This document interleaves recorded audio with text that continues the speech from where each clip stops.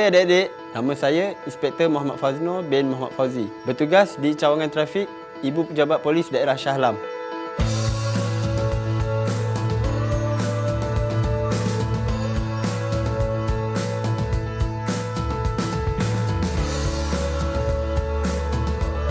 Setiap pagi, abang akan datang ke pejabat dan akan berjumpa dengan penyelia-penyelia.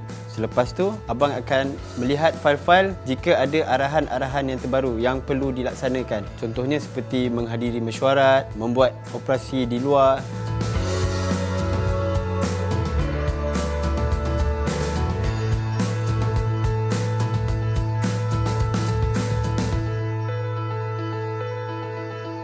Abang perlu pastikan pegawai-pegawai penyiasat dan penolong-penolong pegawai penyiasat berjumpa dengan pengadu ataupun mangsa, mengarahkan jurugambar untuk mengambil gambar kerosakan kenderaan masing-masing dan menyiapkan kertas siasatan mereka dalam tempoh yang ditetapkan.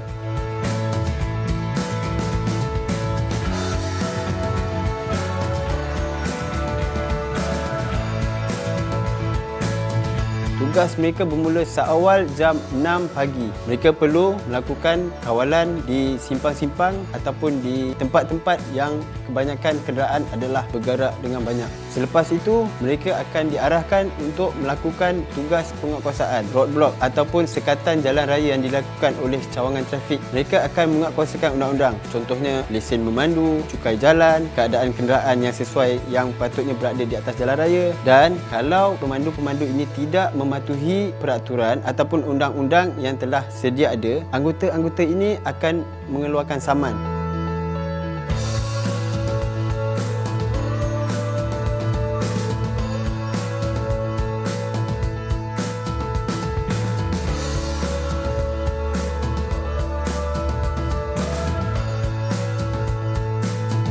Cabaran sebagai bekerja dalam polis trafik ni berbagai-bagai. Keadaan kerja yang tidak menentu, keadaan kerja yang mengikut cuaca dan juga mengikut ragam manusia yang pelbagai yang kita jumpa di luar. Tapi abang jadikan semua cabaran sebagai kekuatan balik untuk abang meneruskan kerjaya sebagai polis demi untuk diri sendiri dan juga untuk membantu masyarakat.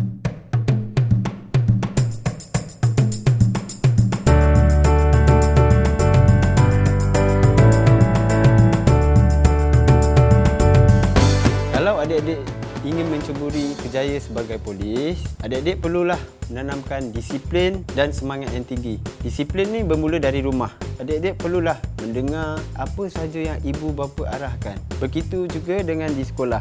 Apa sahaja yang guru katakan, apa sahaja yang guru arahkan, adik-adik perlu lakukan. Yang paling penting, adik-adik perlulah belajar dengan rajin. Betul?